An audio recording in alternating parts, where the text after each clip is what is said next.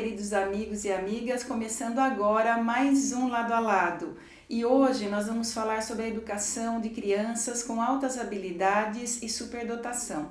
Quem nos ajuda com esse assunto é o psicólogo Derlei Andriota, que foi o idealizador do projeto Lupa, um projeto da cidade de Itu, pioneiro, que foi criado justamente para auxiliar essas crianças com altas habilidades e superdotação.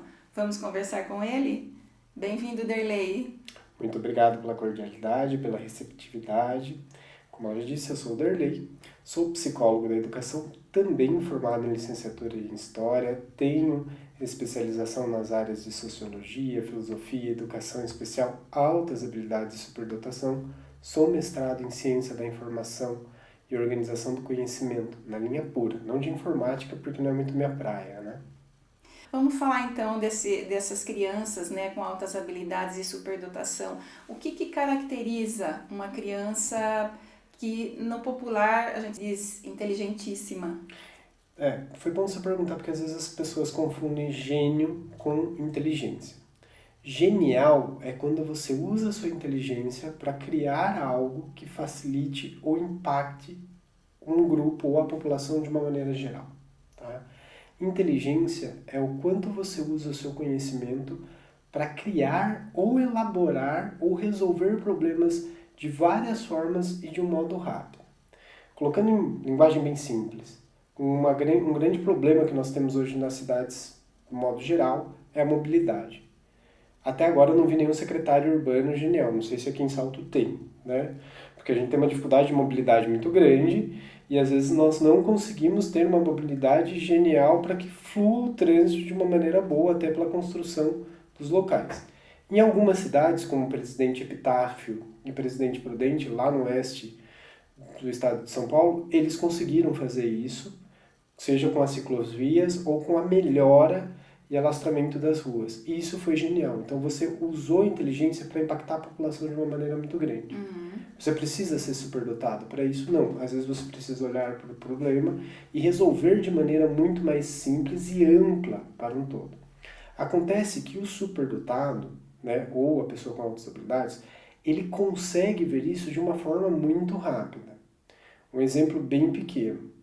Uma dificuldade muito grande, às vezes, que um superdotado tem na hora de aprender, adquirir o conhecimento, é entender por que a professora insiste para ele em escrever em letra cursiva. Por que ele tem que escrever em letra cursiva? E um dos meus pacientes olhou para essa professora, já sem paciência nenhuma, né? E falou para ela: professora, por que a senhora insiste tanto que eu escrevo em letra de mão, se até o livro que a senhora ensina para mim está escrito em imprimido?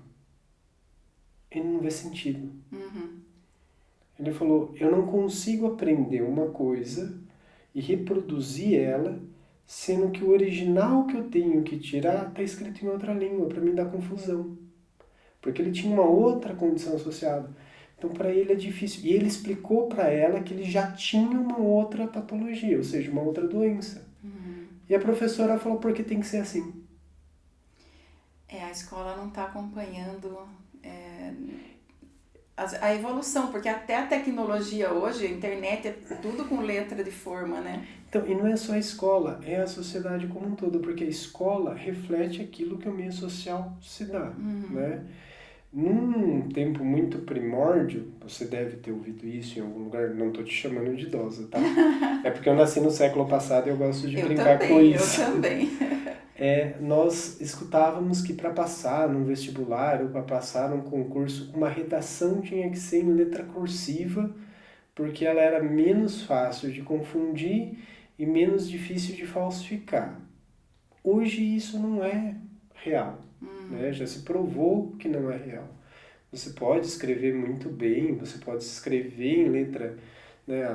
Desde a datilografia era em letra bastão, em letra românica. E eu não entendo, não consigo entender de fato por que é obrigatória a letra cursiva. E esse menino, com 5 anos, conseguiu elaborar e justificar a professora com fundamento. É um pensamento mais rápido, Derlei? É um processo cognitivo acelerado, com ligação de causa e com ligação de fatos, né? E ele faz o questionamento para a professora. Do mesmo jeito que ele faz para a professora, ele vai fazer para os pais, ele vai fazer para o padre, ele vai fazer para o pastor, ele vai fazer para o vendedor, ele vai fazer para todas as pessoas que estão no meio. Eu não sei se você lembra do Zequinha, do Castelo Rá-Tim-Bum. Ele não se contenta Sim. com um porque sim. Porque sim não é resposta, né? Exato. Ele vai querer entender aonde está isso, por que originou. Né?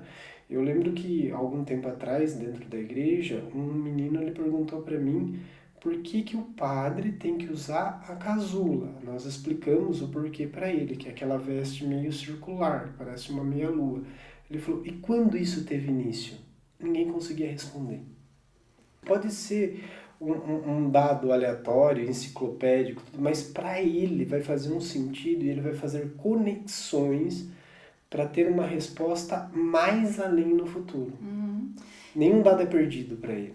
Qual a diferença aí entre uma criança com altas habilidades e uma com superdotação? Aqui no Brasil nós temos uma diferença muito específica, porque nos Estados Unidos nós chamamos de giftedness, e é um termo utilizado quase que mundialmente aceito, né? Pela Unesco, pela OMS nesse sentido. Acontece que quando esse termo ele ganha uma notoriedade, né, e ele vai sendo introduzido na literatura, tanto pela parte da saúde, quanto pela parte da educação e dos direitos humanos, no Brasil nós estamos no meio da ditadura militar. E na ditadura militar nós não fazíamos algumas traduções e nós não tínhamos o conceito de adolescente. E giftedness é um prestigioso e não foi bem aceito aqui pela censura da ditadura. Então foi traduzido erroneamente como talentoso. Tá. E aí ficou uma coisa meio discrepante.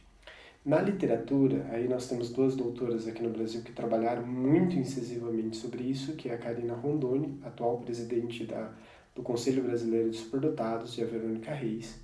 E eu tive a honra de ser e sou, né, orientando das duas. Elas trabalham a evolução do termo. E aí elas comentam que altas habilidades, você pode ser entendido como uma pessoa que ela tem algo a mais, e se trabalhado, condicionado, você desenvolve essas altas habilidades. Né? Ele é latente em você. E o superdotado já é algo que nasce com você com muita facilidade. Então você tem uma facilidade, por exemplo, numa criança precoce, a superdotação se sobressai muito bem. Então é aquela criança que com 7 meses já anda, já começa a falar, já começa a ter empatia, entender os sentimentos, entender diferenciar sons, sabores, texturas. Eu tenho crianças que eu acompanho na precocidade, tanto no serviço público, privado ou na vida social, que elas entendem com muita facilidade e sabem pintar dentro do contorno, enquanto outras crianças não conseguem fazer isso. Então essa criança ela é precoce, que dentro da superdotação nós também temos as crianças que elas desenvolvem já antes da fase do letramento e da escolaridade. Então elas falam muito bem, elas entendem, elas têm um processo de memorização muito rápido, elas captam todos os dados e informações que estão ao seu redor. E abstraem com facilidade. Muita facilidade. Tá? Então, altas habilidades você desenvolve e a superdotação é algo que já é seu. Nato seu. Eu não gosto de usar muito a palavra nato, mas é algo que já é seu. E aí você pode aprimorar os dois fatores. Tanto que as avaliações de altas habilidades e superdotação, eles devem ser feitos de tempos em tempos, porque o índice, o score, ele muda. Pode mudar. E tanto na literatura internacional quanto aqui no Brasil, hoje nós não estamos mais trabalhando muito com o score. No Brasil está um pouquinho atrasado, tá? Porque a gente fala, o fulano tem tanto de QI, ele tem um QI elevado. Hoje nós não trabalhamos mais isso. O termo que tem sido usado e tem vindo muito é superdotação e superdotação profunda, quando ele tem uma capacidade muito além. Então você vê, principalmente nas redes sociais, que fala muita... ilustra de uma maneira muito superlativa, né? Fala, o Einstein tinha QI de 217 e não conseguia resolver esse problema. Resolvem tantos problemas, aquelas coisinhas, né? Aqueles clickbaits, né? Aí você acha que tem um QI maior do que o Einstein. É porque o Einstein propriamente não gostava de matemática. Ele mesmo fala, eu não entendo porque misturam letras com números. Eu sempre fui péssimo em língua inglesa. Até porque ele era judeu, né? Então eu sempre fui péssimo em língua inglesa, então não consigo misturar duas coisas. Mas na parte de física ele era excepcional, ele era excelente, de uma forma notória, assim. Então quando você consegue fazer essas duas conjunções, você consegue elevar, né, a pessoa e elevar o perfil. Então no Brasil nós temos trabalhado hoje mais a questão da profundidade da superdotação, dentro dos seus perfis e dentro das suas inteligências. E Derlei, qual é a incidência, né, de pessoas com altas habilidades e superdotação na população? A incidência é maior em algum tipo de pessoa? Uma ótima pergunta. No Brasil, o Ministério da Educação, ele considera um índice, dois índices na realidade, tá? Um recomendado pela OMS e outro recomendado pela Unesco. Então, nós trabalhamos de 1,5% a 3% e de 3% a 5%. Então, o índice mais conservador é que 1,5% de pessoas tem a superdotação e o índice mais alargado ou mais progressista tem a 5%. Aí as pessoas às vezes me perguntam, é possível que uma escola não tenha nenhum superdotado? Não, não é possível. Porque por probabilidade e por estatística, toda escola, se ela tem 100 alunos, ela tem 1,5% de chance. E mesmo que você arredonde para menos, ela vai ter 1,5%. Então, de 100, eu tenho 1,5% de alunos ali. Pode acontecer fenômenos de uma escola ter mais do que outra. Em Itu tem uma escola que se chama Cid Rocha e lá é notório os alunos dessa escola virem mais para mim, até por um preparo da equipe gestora ser maior de identificar. Lá eu tenho mais esse percentil de alunos que vêm. Mas não significa que as outras escolas não têm. Uma vez eu até escutei de um diretor da escola, o meu público não é próprio para isso. Passado 3 anos, eu tenho 4 dessa escola. Então, o olhar não estava voltado para isso. Né? Tá? E assim, por exemplo, mulheres, né? Outra pergunta muito interessante. O que se espera de uma mulher na escola, uma menina? Que ela seja quietinha. Que ela seja caprichosa. Caprichosa. Então, todos os índices que eu olho num menino, né? E aí vale tanto para uma questão de etnia, ou seja, de raça, como também numa questão de gênero. Tá? Eu não estou levantando bandeira nenhuma, eu estou apresentando dados. Então, se espera que uma menina seja quieta, seja sociável, seja leal e seja sagaz ou ágil naquilo que for dado para ela como atividade laboral e física. Então eu espero que a menina seja boa no vôlei, que é só isso parece, né? Mesmo que nós temos excelentes jogadoras de futebol, tanto em Itu quanto em Votorantim, que são aqui da região, que disputam a seleção brasileira, né? Disputam pela seleção brasileira, mas a gente não olha muito para isso. Temos meninas e mulheres que disputaram a seleção olímpica no tiro esportivo e no atletismo, aqui da região. Mas nós investimos só em um único esporte, que parece que é o esporte feminino. Né? E aí, menina já tem uma letra bonita, já sabe fazer uma arte bonita, e aí quando o menino faz alguma coisa em perspectiva, ou faz alguma coisa bonita, e não tão bem quanto uma menina, ele se sobressai mais. Porque o meu olhar está voltado àquilo que é diferente. E tem até um livro muito legal, coordenado pela doutora Karina, que se chama Mulheres Negras Superdotadas. E aponta exatamente esse fator. Por que nós não olhamos aquelas pessoas que não são brancas e que não são homens? E se nós formos prestar atenção de uma maneira geral, dentro da história não só brasileira, quanto da história mundial, os grandes superdotados, em sua maioria é homem.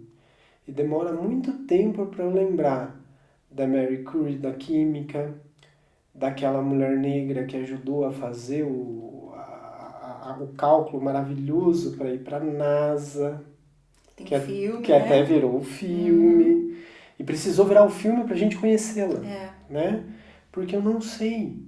Ou a pessoa, a doutora que ajudou a quebrar a sequência para facilitar as vacinas do Covid, que é uma doutora negra aqui no brasileiro.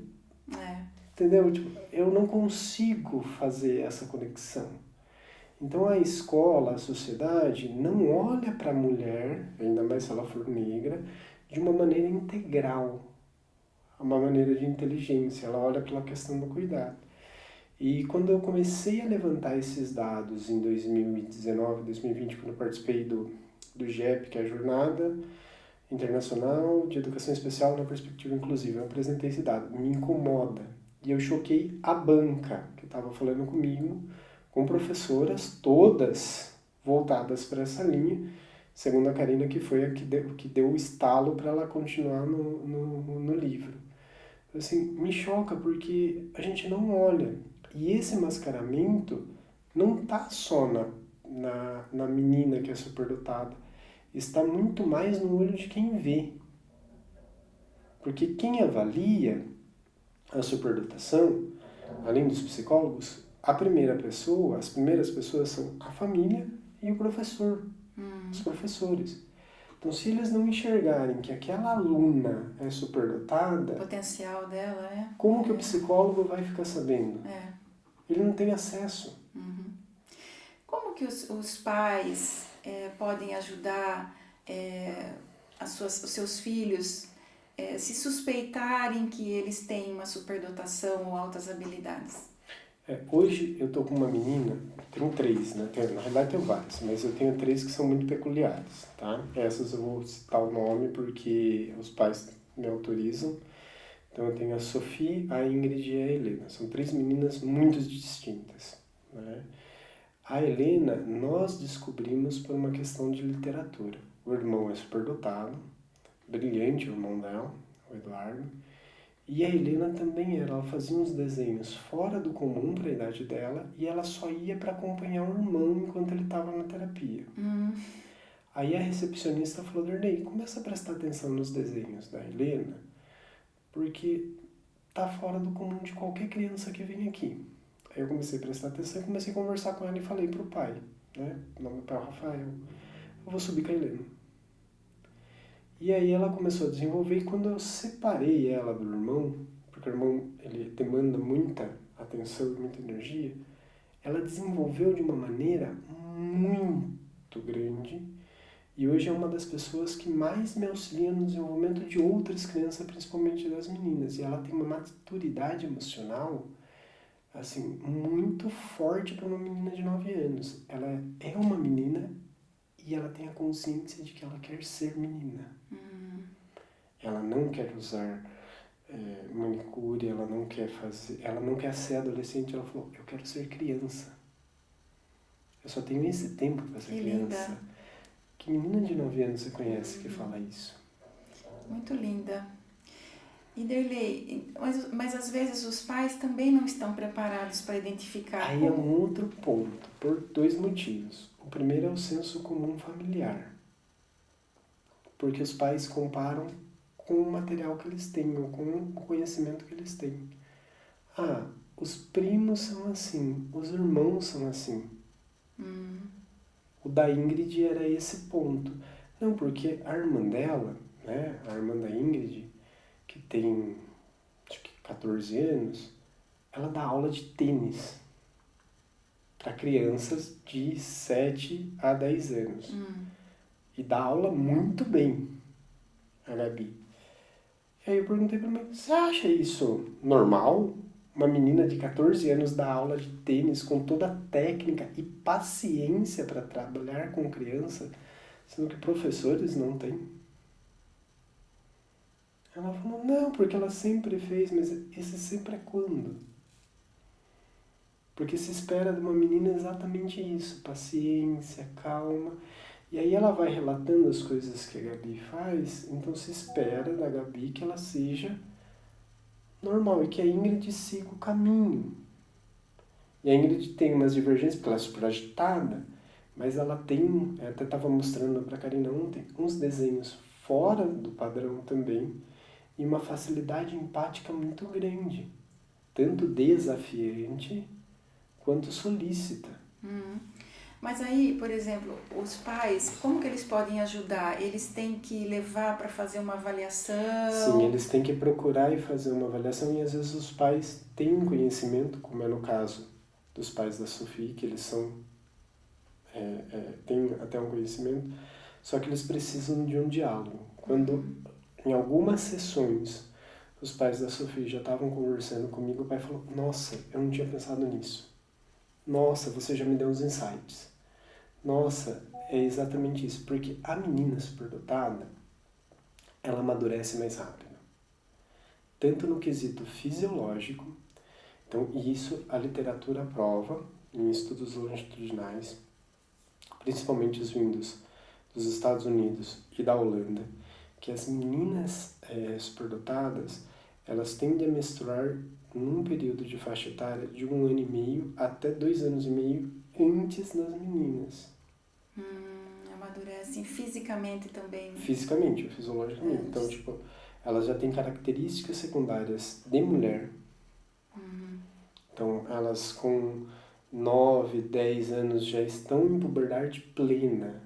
Às vezes pode ser que não aconteceu o ciclo menstrual ainda, mas ele já está acontecendo hormonalmente. E já está desenvolvendo. E o processo cognitivo é muito mais rápido. E as meninas superdotadas, elas têm um fator que para os pais é muito difícil, que é o quê? Elas tendem a ficar muito mais tempo acordadas do que os meninos. Aí eu tenho uma família que eu acompanho o filho mais velho, de 6 anos, que é o Matheus, e a menina do meio tem 4, que é a Maitê. Ela não dorme. E acorda tão cedo quanto e está super disposta. E Derlei, como é que se avalia esse desenvolvimento das altas habilidades e da superdotação? Antigamente as pessoas falavam muito no teste de QI. Hoje ele é usado ainda? Sim. Ou existem outros métodos? Nós temos no Brasil, que muda conforme o tempo, né? Então, no Brasil nós temos várias etapas e várias fases de testes de QI, principalmente os ligados à questão de criminalidade e questão de deficiência para você jogar, e o termo é esse mesmo, tá? Jogar em alas onde você colocava pessoas em redutos manicomiais. Então, aquele que não é apto socialmente, a gente jogava. Então, a gente jogava lá em Franco da Rocha, jogava lá em Barbacena. Tem um livro que é muito pesado de se ler, se chama O Holocausto Brasileiro, da Daniela Arbex, que é muito difícil. E o do Pinheirinhos, que acho que o Caco Barcelos fez 2 vezes uma reportagem, uma série de documentário-reportagens sobre ele também, que é bem pesado, que conta o que acontecia com essas pessoas, muitas vezes inteligentes. Porque na superdotação e nos testes que não eram aprovados, até porque ainda nós não tínhamos um conselho federal de psicologia, que a gente tem 50, 60 anos só, né? Conselho Federal de Psicologia. Então nós não tínhamos uma série de testes estruturados. Então nós importávamos daquilo que era de fora, internacional, e ficava à mercê da interpretação. E, de novo, nós estávamos em plena ditadura militar, então nem tudo que era traduzido era passado pelo crivo da censura. Então ficava nessa linha. Então a gente tinha muito essa parte voltada para a parte jurídica criminalística, então aquilo que não era apto era separado, e a teste de inteligência só avaliava o acadêmico. Hoje no Brasil, os testes mais recomendados é o teste VISC, o famoso teste VISC 4, e o teste WISE. Né? Esse teste é um teste que tem várias divergências, porque no Brasil a gente está no 3, e em vários países da Europa nós estamos no 5 indo para o 6, e nos Estados Unidos está no 4 indo para o 5. Que números são esses que você está falando? Que eu não É a atualização do teste. Ah, a atualização do teste. Uhum. Então você faz uma atualização, como que é essa atualização? Leva em questão vários pontos contextuais de geração, de estrutura de linguagem e da própria patologia. Então veja, a cada 10 anos nós temos uma renovação de estudos de profundidade do Código Internacional de Doenças que o Brasil é signatário, que é o famoso CID. Então, nós temos o CID-10, que está em vigor até o final desse ano. Já trabalhando paralelamente com o CID-11, que entra em vigor plenamente ano que vem, a partir de fevereiro do ano que vem, entre janeiro e fevereiro do ano que vem. O teste, ele já tem que levar em conta o que está sendo falado os dois CIDs. E o que nós usamos aqui, o WISE-3, ele é do CID-9. E para ter uma noção, o CID-9 fala da síndrome de Asperger. Que é um termo que não se usa mais, né? Que já foi abandonado no CID-10. E no CID-11 ele já recomenda não utilizar, porque hoje nós sabemos que o Asperger não era uma pessoa boa e ele contribuiu com a engenharia da morte para os nazistas. Então a gente tem que ter muito cuidado com os termos, não só pela sua etimologia, mas pela sua origem, do que era feito com a pessoa que deu esse nome. Né? E Darley, já que nós estamos falando um pouquinho aí de autismo, existe assim, uma dupla condição da pessoa ter o autismo ou o TDAH e também ter altas habilidades e superdotação? Sim, a dupla condição é toda pessoa, criança ou adulto, jovem ou adulto, que tenha altas habilidades e mais uma patologia, doença, né? O termo correto é patologia, que possa ser o espectro autista, o TDAH, ou até mesmo uma doença psíquica mais severa, como borderline, esquizofrenia, já atendi esses casos, ou até uma deficiência sensorial, deficiência auditiva, deficiência visual, deficiência olfática, tem crianças que não sentem cheiro algum, deficiência dérmica, pessoas com hanseníase, né? Hoje é hanseníase que fala. Eu tenho deficiência locomotora, então crianças que têm múltiplas deficiências e não se locomovem ou não fazem movimentação, e elas possam ser superdotadas. Um caso brasileiro que a gente costuma associar bastante é o do escritor do Ainda Estou Aqui. Marcelo Rubens Paiva. Que ele já, antes de ser no filme, mostra muito bem isso, né? Já mostra a inteligência dele, como que ele lidava com aquela questão do pai. Né? E ele, o único homem no meio de tantas mulheres, né? Então a gente mostra, e ali todas tem a questão do QI elevado, é muito bonito isso, e parte da mãe, não do pai, né? Que também é uma coisa muito importante. É uma frase que eu uso muito, Mirna. Só Adão veio do barro.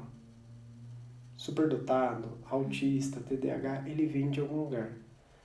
Tem um traço genético. A dupla condição, a superdotação, você herda isso. Isso é uma prevalência estatística a nível internacional. A gente estuda muito isso.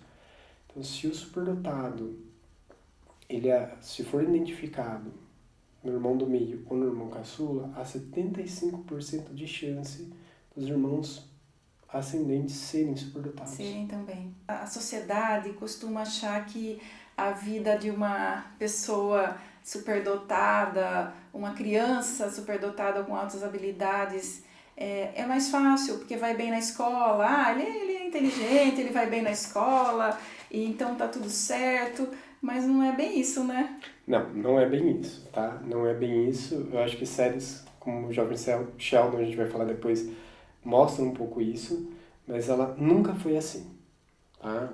Mesmo antes da LDB e principalmente agora também, nunca é fácil. E para a família, eu costumo ouvir relato das famílias. Às vezes é mais complicado você ter um filho com altas habilidades do que ter com qualquer outra condição. Tá? Porque eles sofrem bullying na escola. Não é só isso, às vezes o entendimento é mais difícil. E por que a gente usa o termo condição, Mirna? É porque nós sempre vamos ser assim. Porque se dá a impressão que se formar na escola, o autismo, o TDAH e as altas habilidades se resolve. Não, a gente vai ser assim pro resto da vida. Você está falando nós vamos ser assim, e eu quero aproveitar esse gancho, porque você está com um colar, Ah, né? sim. e existe uma motivação pessoal aí para você ter se dedicado todo esse tempo às crianças com altas habilidades e superdotação. Fala pra gente aqui. Se me permite, eu já faço a explicação das duas, porque eu sofri isso na escola, no convívio familiar. Porque pense o seguinte, como é que uma mãe às 7 horas da manhã, o filho fala para ela, mãe, descobri como que faz a resolução de quadrados perfeitos. Eita! A mãe só tá querendo beber o café. Isso aconteceu com a Flávia, mãe do Arthur, né? E às vezes, eu que vim de uma vila operária, eu tinha ideias muito avançadas e queria expor, e a todo momento era falado que eu não era humilde, que eu era arrogante. Numa época, principalmente na escola, em que o reforço negativo, ou seja, a punição, era possível e totalmente acontecia de ser físico. Então eu apanhava muito dentro da escola e quando chegava em casa apanhava por ter apanhado na escola do professor, porque atormentava o professor. Então, e eu questionava não sendo desrespeitoso. Eu questionava perguntando, mas por que é isso? Né? Uma das brigas que eu tive na escola com uma professora é, se no alfabeto não pode ter K, Y e W, naquela época não podia, mas por que quando nós vamos escrever nomes de carro, como Kombi, por exemplo, ou nome de países, eu tenho que usar? Na verdade, acaba sendo uma criança que dentro de uma classe, ela causa um certo incômodo para uma professora que não tem habilidade para lidar com aquela criança, com aquela altas habilidades de superdotação, né? E isso também ajuda a entender porque em 2020 as altas habilidades no governo de 2020 foi jogada como deficiente. Porque ele não entra e não se adequa num ideal de colégio cívico-militar. Você não vê deficientes lá dentro. Não há espaço. E para um superdotado também não. Então, quando eles foram criar esse modelo, eles tiraram. Por isso que essa lei foi revogada. Então, eu não sei como vai se adequar hoje. Porque isso é um grande problema. Porque a escola tem que ser para todos. Para todos. E na minha época, a escola não era para todos. E como foi que você descobriu a superdotação? Quando eu era criança, eu fui fazer testes, só que eu era da época manicomial e eu tinha tios, que hoje eu sei que ele tem autismo, né, pelo histórico dele e tudo mais, mas ele chegou a ficar institucionalizado, ele chegou a ter terapia, eletroterapia, e era muito triste isso, eu cheguei a presenciar isso. Muitas pessoas falavam que eu não era normal, que eu era meio louquinho, que eu falava demais. Dentro da própria Igreja Católica, eu sempre tinha uma posição um pouco destacada, porque eu fazia coisa de velho. Então, eu coordenava a comunidade com 16 anos. Eu era ministro da Eucaristia com 16 anos.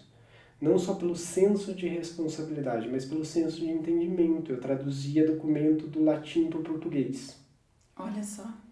Né? Na época era Dom José Lamberti, que era o bispo. Ele falava, você consegue melhor do que eu.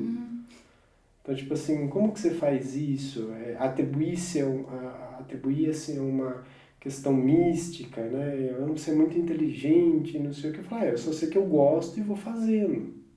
E quando foi que você realmente entendeu que era superdotado? Quando eu fui para a faculdade. Que eu tive, assim, não consegui fugir disso. Eu sabia, mas eu escondia de mim porque eu não me achava merecedor, até por toda a... Isso acontece muito com o superdotado adulto. Eu atendi 2 essa semana que falam isso, né? Eu não me sinto inteligente perto dos outros, até porque a família atrapalha muito nessa percepção. Porque joga muito termo negativo, cobra demais, compara com os outros irmãos ou com outros familiares. Tanto por uma questão de beleza, de estética, de ganho, de mérito, de acontecimento. Então, eu vinha de uma família de esportistas, de futebol de salão. Eu fazia atletismo. Nada a ver. Por, Nada a ver com a sua personalidade, né? por mais que eu tivesse medalhas até maiores em termos de reconhecimento em âmbitos, eu nunca ganhei uma no Cruzeirão ou no Citandino, que são as famosas aqui do interior. Não era válido. Ganhava medalhas em concurso de poesia, mapa cultural do estado de São Paulo. Não era válido. Para as pessoas que estavam próximas de mim, isso era uma coisa meio de vagabundo. Sei. O mesmo aconteceu com meu irmão, no terceiro, né, que ele... Tudo que você der para ele de instrumento de corda, ele toca com uma facilidade muito grande. Aliás, o Renan aprendeu a tocar violão pelo computador sem ter internet. Ele criou, ele traduzia jogo do chinês pro português só para ele poder passar de fase. Seu irmão. Meu irmão. Então, tipo assim, a gente não sabia qual era o limiar da teimosia, que hoje a gente entende que é perseverança, com superdotação. Aí na faculdade, a doutora Karina, ela falou, Dirley, você está fazendo psicologia, o mestrado, e está fazendo um tratamento médico pesado. Tudo concomitante. Você entende que isso não é normal? E É você fora da curva. E você está fazendo de boa. Vamos fazer uma avaliação? E eu me negava. Aí quando eu fiz e deu alto, eu fiquei com muito medo e muita vergonha de mim mesmo. Por que, Derley? Porque eu não me aceitava inteligente, justamente por conta desse histórico. Então, assim, o saber da superdotação não foi, assim, de primeira mão uma notícia... Libertadora? Libertadora? Não. Foi pra mim uma vergonha. Que interessante. Eu acho que eu ficaria feliz de saber Pra mim foi que eu muito era sofrido. superdotada. E, inclusive, trabalhar com superdotação hoje foi toda uma construção. E eu entendo, hoje eu entendo o conceito de humildade diferente do que eu entendia 10 anos atrás, para ajudar essas crianças. E o trabalho que eu tenho com eles, um pouco não é para que eu não passe, é para que toda uma população que foi escondida, apagada e passou o que eu passei, não passe mais por isso. Explica então pra gente a questão do colar. O colar nós temos 3 tipos, tá? O girassol são para todas as deficiências que não são visíveis. TDAH a gente não consegue ver. Sim. Do mesmo jeito que uma pessoa que tem deficiência auditiva, que não faz uso do aparelho, precisa do colar, tá? Como que num ônibus lotado que vem de Itu para Salto, alguém vai entender que a pessoa é deficiente auditiva se ele não tiver o colar. Serve a identificação. Ele tá segurando lá, como que ele vai fazer libras, né? Não dá. Então, tipo... E às vezes eu vejo muita dificuldade das pessoas conseguirem ter entendimento que o outro é deficiente, tá? Nós temos também o colar de quebra-cabeça, que ele é o colar mais voltado pro autismo. Hoje ele está saindo com uma certa resistência de linha, porque dava-se a entender quando foi criado que o quebra-cabeça símbolo do autismo, ou a fita do azul com o quebra-cabeça, era que o autista precisava se encaixar na sociedade. Esse é exatamente como foi criado o logo, toda a explicação. E nós entendemos que a gente não precisa se encaixar em lugar nenhum. Nós somos. né? Nós precisamos que tudo se adeque, nós somos. E aí tem o símbolo do infinito com as cores, que é o terceiro colar. Esse é o símbolo do neurodivergente. Que é um guarda-chuva maior aí, Mais né? amplo para todos, né? Ele é um símbolo internacional que tem vindo com muita força. Aqui no Brasil até tem se usado o termo neurodivergente, eu acho até muito mais legal, né? Só que daí ele não consegue colocar a pessoa com deficiência física, né? Não vai abraçar esse... Por enquanto não abraça a deficiência física, mas eu entendo que para mim é o mais legal. adequado. Eu uso junto esse brochezinho aqui, que ele tem o símbolo da deficiência, né? E porque eu uso, né? Eu tenho altas habilidades e transtorno de desenvolvimento da linguagem. Eu uso por conta de mim? Não só. Eu uso para dar esperança para os outros. E já aconteceu várias e várias vezes, né? A Karina é testemunha, de pessoas, principalmente autistas, me pararem na rua e perguntar: nossa, mas o senhor é deficiente? O senhor faz isso? E eles ficarem emocionados de eu conversar com eles e de saber que eu uso cordão. Ou de mães, quando me vê dando palestra, ou conversando, ou falando sobre esse tema, e vê o cordão. Então eles se sentem com a esperança da possibilidade. E às vezes as outras pessoas também, as neurotípicas, vamos dizer assim, né? Elas conseguem visualizar melhor, né? E cuidar adequadamente daquela pessoa, né? Que está ali próxima a ela. Às vezes é uma desconhecida, mas ela já identifica pelo colar, né? Tem mais atenção. Delei, vamos falar então um pouco sobre o projeto que você criou lá, né? O Lupa, que é Lúdico Universo das Pessoas com altas habilidades e superdotação. A ideia era exatamente esse, de sair olhando, dando um referencial, que tem um outro broche que foi desenhado pelo Jamerson por mim e pelo Arthur, que coloca, né, a lupa com o símbolo do infinito dentro, da neurodivergência, eles meninos maravilhosos.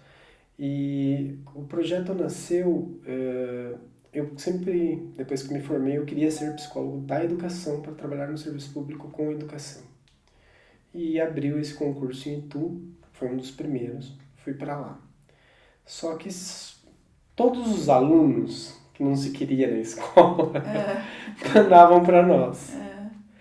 E aí 2 alunos, eles eram muito diferentes. O Rafael Castro, que hoje está na Itália, e o Pedro Posetti, que está comigo. O Pedro Posetti, de uma inteligência muito sagaz, fala mais de 9 línguas, inclusive línguas mortas. Nossa, mãe! Ele recebe a informação em cirílico, transforma em latim e depois transforma em sânscrito. Que barbaridade, gente! Sensacional, 13 anos o menino, só que o cognitivo dele, a mente dele, já funciona assim desde os 6, 7 anos. Ele dava aula para as professoras de inglês quando ele estava no ensino fundamental 1. Tá? E o Rafael, ele tinha uma oposição muito forte e ele foi diagnosticado com borderline antes, ou melhor, isso nem podia para a idade dele. E era recomendado que ele tomasse um remédio que era para adolescente de 16 anos. Já medicalizaram ele cedo. Cedo, só para ele dar um sossego. E ele foi desligado de vários colégios particulares, de Itu e região. Ninguém conseguia ficar com ele. Foram os 2 primeiros que você recebeu? Foram os 2 primeiros que eu recebi. Eu já estudava desde a faculdade, né? Então, me formei em 2013. Desde a faculdade, eu já gostava de trabalhar com a superdotação, mas eu nunca tinha tido esse contato prático, né, em campo com eles. E aí, quando eu vi esses 2 alunos, eu peguei e falei, tem uma possibilidade. Então, o projeto nasce com esses 2. Quando? Em 2018 para 2019.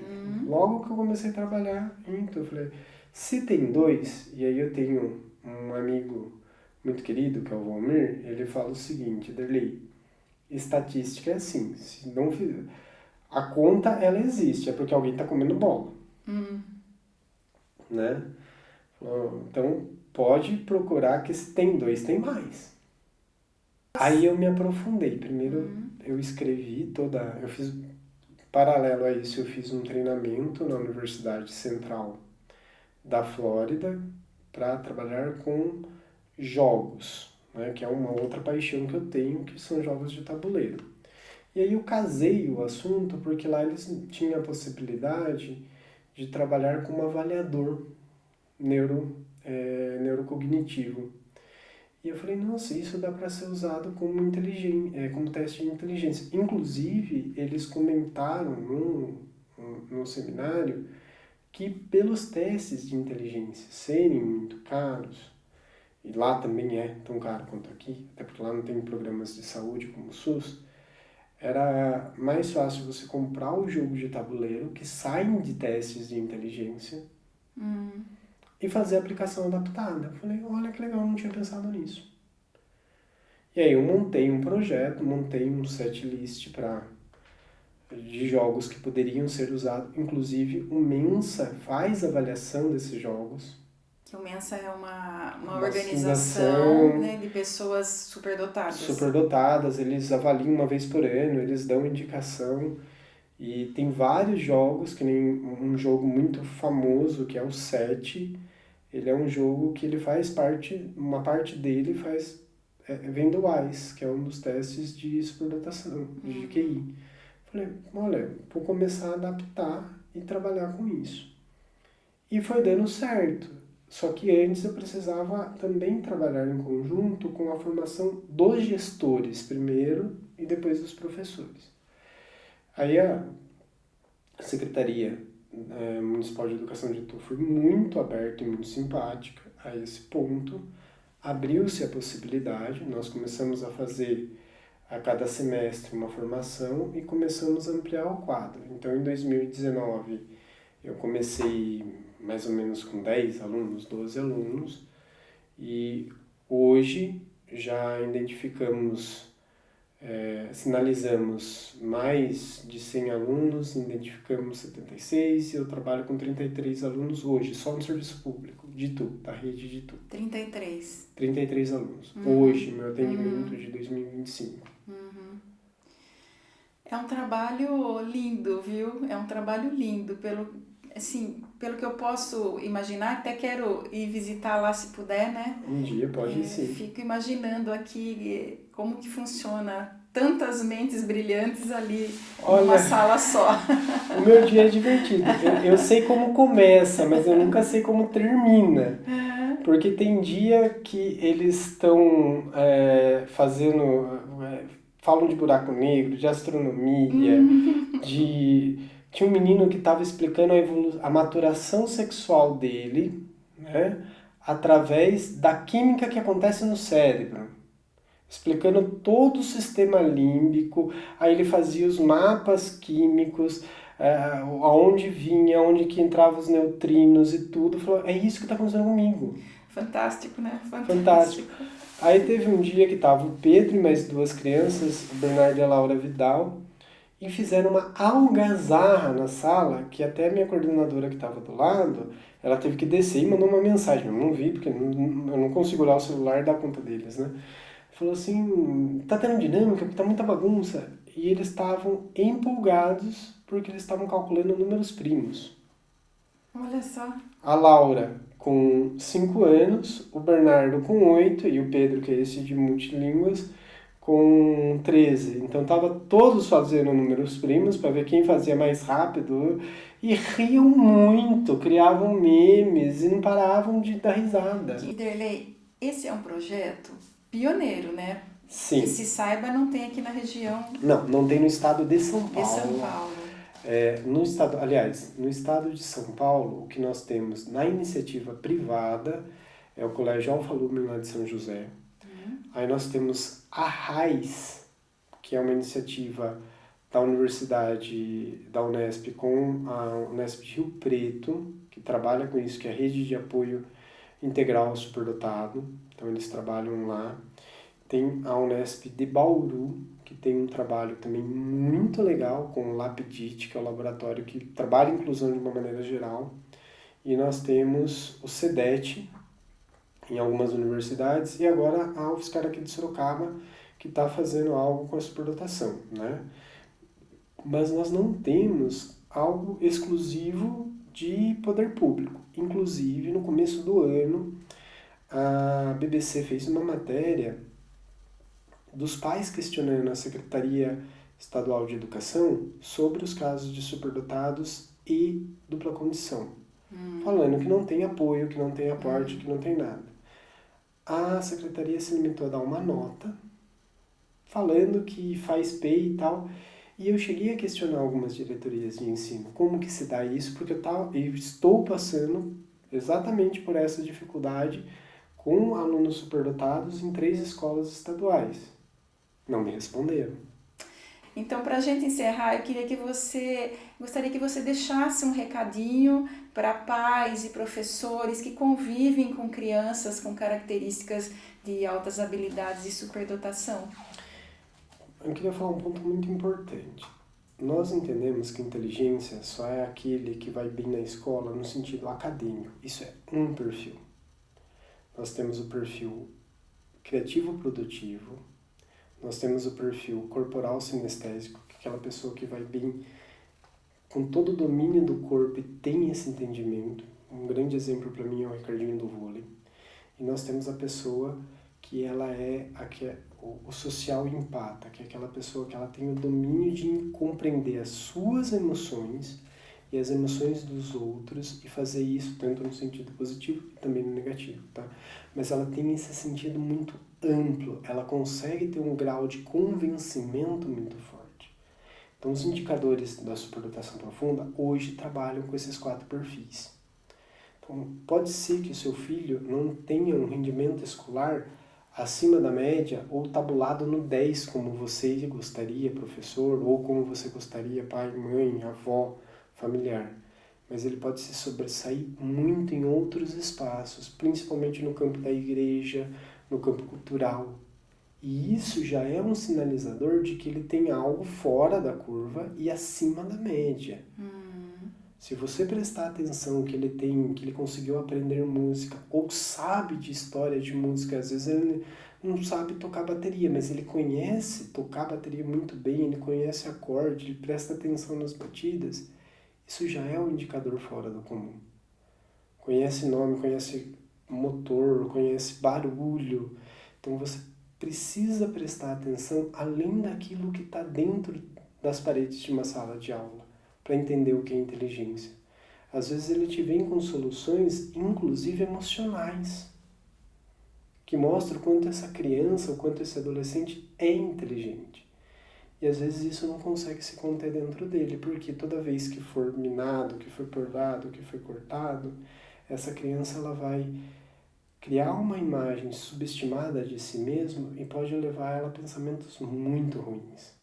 Então nós pedimos com todo carinho para não repetir os erros do passado, para toda nossa comunidade que já foi pré-julgada, que leve isso de uma maneira muito mais altiva, no sentido de compreender com um olhar mais carinhoso. Veja, na dúvida, converse com pessoas que podem te ajudar. O diálogo vai ser primordial para você entender o que é inteligência de fato.